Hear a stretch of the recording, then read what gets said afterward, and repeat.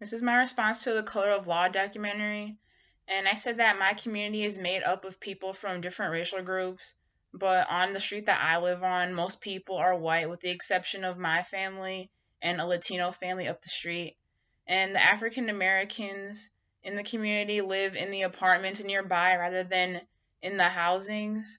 And I said that this is probably due to discriminatory housing in the past and might also be due to the fact that African American families typically have a lower income than the white families that was mentioned in the documentary.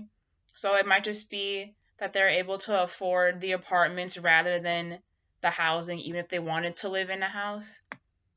And then when talking about my school or community, I said that my school was not racially segregated, and I had friends who were black, white, Asian, and also Latino in elementary school and then middle school and also in high school as well.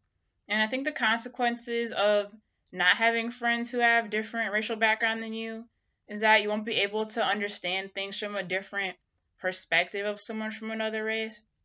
And you might not be able to understand what that person is going through and their struggles compared to what you would go through based on your own racial background.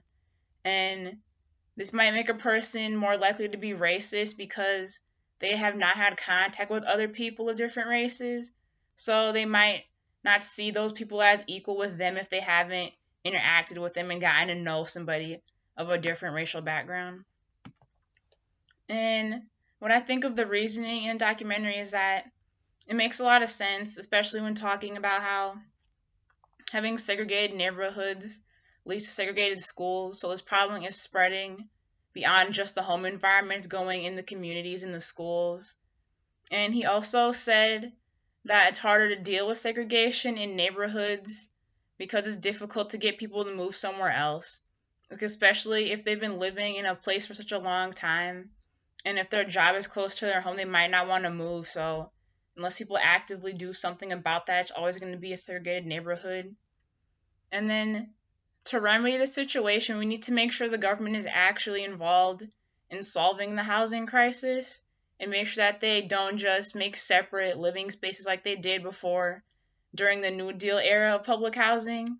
And also, we as citizens need to be involved by making decisions and picking officials that will actively do something about segregated housing rather than just picking people that won't do anything about this issue at all.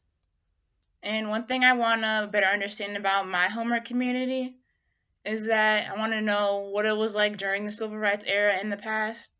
Like, was it the same as it is now with only a few people who were a different race? Or was it completely white and other races were strictly not allowed to even be near the community at all? And one unanswered question that I have after watching this documentary is if the race gap is only among black and whites, and what does that gap look like with other races like Latinos and Asians compared to whites? And is this gap the same across different types of schools like charter schools, public, and religious ones as well?